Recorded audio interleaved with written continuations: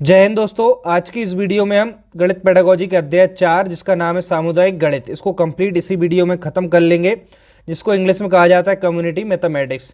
इसके हम 3 अध्याय पहले पढ़ चुके हैं, जिसकी लिंक नीचे डिस्क्रिप्शन बॉक्स में डली है, वहां से देख लेना। और इस वीडियो के बाद इसके प्रैक्टिस सेट की PDF नीचे लिंक है टेलीग्राम की, वहां पर मैं डाल दूंगा, तो वहां से प्रैक्टिस सेट जरूर लगा लेना।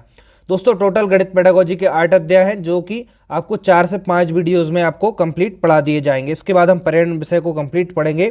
तो आप चैनल पर रेगुलर बने रहिएगा, और चैनल को सब्सक्राइब नहीं किया तो जल्दी चैनल को सब्सक्राइब कर लीजिएगा। तो चलिए हम वीडियो में आगे बढ़ते हैं। देखिए अध्याय 4, इसका नाम हम देख चुके हैं सामुदायिक गणित यानी कि कम्युनिटी मैथमेटिक्स। इसका नेक्स्ट जो टॉपिक है वो क्या है, सामुदायिक जीवन में गणित का महत्व। देखिए दोस्तों, जो सामुदायिक जीवन है, जो यानी कि जो कम्युनिटी है हमारी, उसमें जो मैथमेटिक्स है उसका महत्व यानी कि इंपॉर्टेंस किस प्रकार से रहता है, उसको हम इस वीडियो में जानेंगे। यहाँ से प्रश्न पूछे जाते हैं, इस चैप्टर से एक प्रश्न जरूर पूछा जाता है, 2 प्रश्न भी पूछे जा सकते हैं, लेकिन एक प्रश्न प्रत्येक परीक्षा में इससे पूछा गया है, चाहे यूपी टेट है, सी टेट है या शिक्षक वर्ग 3 है, उन सभी में इससे एक प्रश्न जरूर पूछा गया है। सिंपल सा चैप्टर है, इसको जल्दी से कंप्लीट कर लेते हैं। चलिए इसमें देखते हैं हम आगे। जो हमारी जो सामुदायिक जीवन है उसमें गणित का महत्व किस प्रकार से होता है, तो ध्यान से सुनिएगा। सामाजिक जीवन में गणित के ज्ञान की अत्यधिक आवश्यकता होती है, जैसे कि आपको भी मालूम होगा कि मैथमेटिक्स के ज्ञान के बिना हमारा जो सामाजिक जीवन है वो एक अधूरा सा है। जैसे कि समाज में हम लेन देन में गणित का उपयोग करते हैं, व्यापार में, उद्योग धंधे आदि में हम गणित पर ही निर्भर हैं। ठीक है, तो गणित हमारे सामाजिक जीवन में एक बहुत ही महत्व रखता है। ठीक है, इसको ऐसा याद रख लेना। अब एक परिभाषा पूछी जाती है जो कि नेपोलियन ने दी थी, याद रखना, नेपोलियन है ना, नाम याद रखना। नेपोलियन ने गणित को लेकर क्या कहा है, इसको याद रखेंगे तो एक प्रश्न यहाँ से पूछा जा सकता है। तो नेपोलियन ने गणित के विषय में क्या कहा है, गणित के सामाजिक महत्व को स्वीकार करते हुए नेपोलियन ने एक बात कही है, इसको याद रखना, गणित की उन्नति तथा वृद्धि देश की संपन्नता से संबंधित है। नेपोलियन ने ये बात कही है, क्या कही है, कि जो गणित की उन्नति तथा वृद्धि किससे, देश की संपन्नता से संबंधित है। यानी कि यदि हम देश में गणित की उन्नति और वृद्धि कर दें तो देश संपन्न हो जाएगा, ऐसा किसने कहा, नेपोलियन ने कहा है। तो ऐसा प्रश्न जब भी पूछा जाए तो नेपोलियन पे टिक कर दें तो आपका एक आंसर सही हो जाएगा। ठीक है, ऐसे मेन पॉइंट इनको आप अच्छे से नोट डाउन कर सकते हैं और याद रख सकते हैं। गणित की उन्नति तथा वृद्धि देश की संपन्नता से संबंधित है, ऐसा प्रश्न पूछा जाए तो किसने कहा था, नेपोलियन ने कहा था। ठीक है दोस्तों, आगे देखिए नेक्स्ट हेडिंग, नैतिक मूल्य और गणित। नेक्स्ट हेडिंग है हमारी नैतिक मूल्य और गणित। देखिए जो गणित विषय है वो हमारे नैतिक मूल्य में किस प्रकार से योगदान देता है, इसको लेकर यहाँ पे कुछ की पॉइंट हैं, तो यहाँ पे समझिएगा। एक अच्छे चरित्रवान व्यक्ति में जितने भी गुण होने चाहिए उनमें से अधिकांश गुण जो होते हैं वो गणित विषय के अध्ययन से विकसित हो जाते हैं। ठीक है, मैंने यहाँ पे शॉर्ट में लिख भी दिया है। जो गणित विषय है इसको पढ़ने से क्या होता है, जो एक अच्छा चरित्रवान व्यक्ति होता है उसमें जितने भी ज़्यादा गुण डेवलप होने चाहिए उसमें से अधिकांश जो गुण डेवलप हो जाते हैं वो गणित विषय के अध्ययन से ही डेवलप हो जाते हैं। ऐसा गणित विषय के बारे में कहा जाता है कि नैतिक मूल्य में बहुत ज़्यादा योगदान गणित विषय का होता है। तो चलिए हम आगे कुछ और देखते हैं। देखिए दोस्तों, गणित जो विषय है उसमें नैतिक मूल्य में और क्या योगदान है, कुछ यहाँ पे है। गणित पढ़ने से बच्चों में स्वच्छता यानी साफ सफाई को लेकर अवेयरनेस आ जाती है, समय की पाबंदी को लेकर अवेयर हो जाते हैं। कुछ और यहाँ पे लिख दिए हैं तो मैं जल्दी से पढ़ देता हूँ। सच्चाई आ जाती है यानी सत्यता के प्रति वो ईमानदारी से, देखिए ईमानदारी मैंने यहाँ पे लिख दी है। न्यायप्रियता हो जाते हैं, आत्मनियंत्रण हो जाते हैं गणित विषय पढ़ने से, आत्मसम्मान के प्रति सजग होते हैं, उनमें आत्मविश्वास हो जाता है यानी सेल्फ कॉन्फिडेंस डेवलप हो जाता है। और देखिए दूसरों की बात को सुनना सबसे महत्वपूर्ण होता है। आप अपनी बात तो कह देते हैं लेकिन दूसरों की बात सुनना एक क्वालिटी होती है जो कि गणित पढ़ने से बच्चों में डेवलप हो जाती है। एवं सम्मान देना, एक होता है सम्मान लेना और सम्मान देना, चूंकि जब तक सम्मान नहीं देंगे सम्मान मिलेगा भी नहीं। तो गणित विषय के विद्यार्थी जो होते हैं सम्मान देना भी जानते हैं। ठीक है, एक अच्छा उनमें गुण ये भी पाया जाता है। अच्छा बुरा सोचने की शक्ति आदि गुणों का भी विकास उनमें स्वयं ही हो जाता है। गणित विषय पढ़ने से इतने सारे गुणों का उनमें विकास हो जाता है। मैंने यहाँ पर कुछ जो गुण है वो यहाँ पर लिख दिए। ठीक है, तो बच्चों को गणित विषय पढ़ाने के इतने सारे बेनिफिट है। दोस्तों कुछ यहाँ पे मैं आपके लिए जल्दी से एक ऑनलाइन टेस्ट सीरीज है उसके बारे में बता देता हूँ, काफ़ी बच्चे मुझसे पूछते हैं। तो यहाँ पे पोस्टर देखिए, MP वर्ग 3 की जो तैयारी कर रहे हैं उनके लिए बेस्ट ऑनलाइन टेस्ट सीरीज है जो कि मार्च स्पेशल में परीक्षा होने वाली है आपकी। तो यहाँ पर जाकर परीक्षा ऐप्स डाउनलोड कर लीजिएगा और यहाँ पे उदय 50 करके कूपन कोड यूज़ करेंगे तो 299 की टेस्ट सीरीज है वो आपको 149 रुपये में मिल जाएगी। यहाँ पर आप मॉक टेस्ट लगा सकते हैं, जो कि परीक्षा में जैसे प्रकार से आता है पेपर उसी प्रकार से ऑनलाइन टेस्ट सीरीज लगाएंगे तो आपको काफ़ी बेनिफिट मिलेगा। तो लिंक नीचे डिस्क्रिप्शन में, वहाँ से जाकर डाउनलोड कर ऑनलाइन टेस्ट सीरीज ज़रूर लगा लें। चलिए दोस्तों, अब आगे हम बढ़ते हैं। देखिए यहाँ पे आगे जो नेक्स्ट है, यहाँ पे गणित के नैतिक मूल्य के महत्व के विषय में कुछ और जो महान दार्शनिक हैं डटन जी, इन्होंने क्या कहा है, जो नैतिक मूल्य है गणित के उनके विषय में डटन जी ने भी कहा है, जो कि एक महान दार्शनिक है। इनको यहाँ पे देख लीजिएगा, इनसे एक प्रश्न पूछा जाता है, डटन याद रखना। डटन कौन? महान दार्शनिक डटन। इन्होंने क्या कहा है, इनकी बात को याद रखना और नाम याद रखना, चूंकि डटन।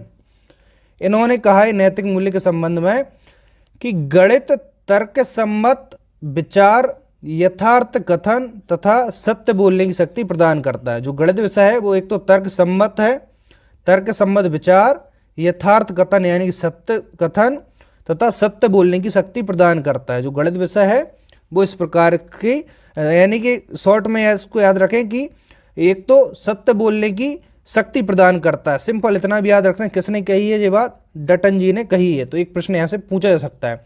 देखिए जो पेडागोजी है या जितने भी सब्जेक्ट हैं आपके, चाइल्ड डेवलपमेंट हो गए, इस तरीके के सब्जेक्ट हैं, उनमें जितनी भी परिभाषाएं जिन महोदय ने कही हैं उनका नाम याद रखिए और उन्होंने जो भी उसको लेकर कहा है वो थोड़ा सा याद रखिए। उनसे प्रश्न डायरेक्ट परीक्षा में पूछे जाते हैं तो मोस्ट आईएमपी हो जाता है वो, ठीक है।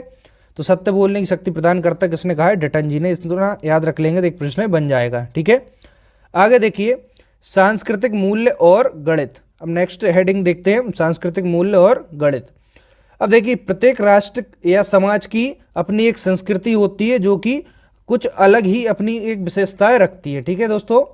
देखिए प्रत्येक राष्ट्र होता है और उसकी अपनी एक समाज और संस्कृति होती है जो कि अपनी एक अलग ही विशेषताएं रखती है, ठीक है। और जो गणित विषय होता है इसका एक अलग ही इतिहास होता है और विभिन्न राष्ट्रों की संस्कृति का जो एक चित्र प्रस्तुत करता है, उसकी संस्कृति प्रस्तुत करता है। तो जो गणित विषय है, गणित विषय का इतिहास विभिन्न राष्ट्र जो होते हैं उनकी संस्कृति का एक अलग ही चित्र प्रस्तुत करता है, ठीक है। गणित विषय का जो भी इतिहास रहा होता है उस देश का, तो वो वहाँ की जो चित्र है, संस्कृति है, उसको प्रस्तुत कर देता है, ठीक है। यानी कि उसका डेवलपमेंट किस तरीके का रहा है उस देश का, ठीक है। जैसे कि टेक्नोलॉजी के मामले अमेरिका को देख लीजिए, तो वहाँ मैथमेटिक्स का या साइंस का किस तरीके से योगदान है, तो वो एक अलग ही वहाँ का जो चित्र है या डेवलपमेंट है वो वहाँ का हमारे सामने प्रस्तुत कर देता है। अब देखिए जो सांस्कृतिक मूल्य और गणित है, इसके विषय में एक और प्रसिद्ध गणितज्ञ है, कौन? हॉगबेन।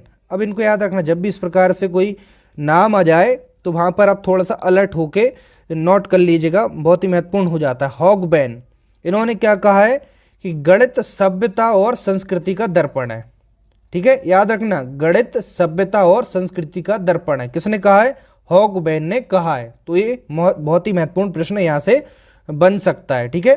हॉगबेन जी ने कहा है कि गणित सभ्यता और संस्कृति का दर्पण है, ठीक है। सांस्कृतिक मूल्य और गणित के विषय में हॉगबेन जी ने ऐसा कहा है, ठीक है। तो इसको नोट डाउन जरूर कर लेना। चलिए अब आगे हम बढ़ते हैं। चलिए देखिए अब नेक्स्ट हेडिंग, जीविकोपार्जन संबंधी मूल्य और गणित। यानी कि जो जीवन है उसको उपार्जन संबंधी मूल्य में गणित का किस प्रकार से योगदान है वो हम इस हेडिंग के अंदर देखेंगे। देखिए कुछ की पॉइंट यहाँ पे लिखे हैं, उसको समझना। शिक्षा का मुख्य उद्देश्य बालकों को अपनी जीविका कमाने तथा रोजगार प्राप्त करने में समर्थ बना देना भी है। यानी कि जो गणित विषय है उसकी शिक्षा देना, उसका सबसे मेन उद्देश्य, मुख्य उद्देश्य क्या है कि बालकों को अपनी जीविका कमाना और रोजगार प्राप्त करने में समर्थ यानी सक्षम बना देना भी एक उद्देश्य है, ठीक है। और देखिए अन्य विषय की अपेक्षा गणित जो विषय होता है इस उद्देश्य की भी प्राप्ति में सर्वाधिक सहायक सिद्ध हुआ है। यानी कि जो रोजगार या जीविका है उसको कमाने का जो साधन है उसमें जो अन्य विषय हैं उनकी अपेक्षा जो गणित विषय है वो सबसे ज़्यादा सहायक सिद्ध हुआ है कि गणित पढ़ने से जो व्यक्ति है वो अपनी जीविका बहुत अच्छे से कमा पाता है, यानी कि वो हिसाब किताब लगा पाता है, तो व्यापार भी अच्छा कर पाता है ना। तो यानी कि कुल मिलाकर कहने का मतलब है कि जो अन्य विषय है वो पढ़ने की अपेक्षा यदि कोई गणित पढ़े तो वो जीविका या रोजगार कमाने में अधिक समर्थ हो पाता है। तो वो इस विषय में कहा गया है। ठीक है दोस्तों, चलिए अब आगे बढ़ते हैं हम। देखिए आगे मनोवैज्ञानिक मूल्य और गणित, यानी कि जो नेक्स्ट हेडिंग है उसमें देखेंगे कि गणित का मनोवैज्ञानिक रूप से क्या मूल्य है। आगे देखिए इसमें कहा है कि गणित की शिक्षा मनोवैज्ञानिक दृष्टिकोण से भी उपयोगी है, यानी कि जो गणित की शिक्षा होती है उसका मनोवैज्ञानिक दृष्टिकोण भी होता है, यानी कि मनोवैज्ञानिक जो यानी साइंटिफिक जो दृष्टिकोण होता है उससे भी वो उपयोगी होती है। गणित के अध्ययन से बच्चों में मनोवैज्ञानिक बुद्धि भी विकसित होती है, यानी कि जो मैथमेटिक्स होता है, मैथ्स होता है, जो बच्चों को उसको पढ़ाया जाए बच्चों को, तो उससे उन्हें मनोवैज्ञानिक बुद्धि जो होती है उसका भी डेवलपमेंट उनमें होता है। मानसिक भावनाओं पर नियंत्रण में भी मदद मिलती है, यानी गणित पढ़ाने से बच्चों को जो मेंटल इमोशन होते हैं उनको नियंत्रित करने में भी हेल्प मिलती है। ठीक है, तो चलिए हम आगे और देखते हैं। चलिए आगे हेडिंग देखिए समाज और गणित, यानी कि जो गणित है उसका समाज में किस प्रकार से योगदान है वो उस हेडिंग में हम देखेंगे।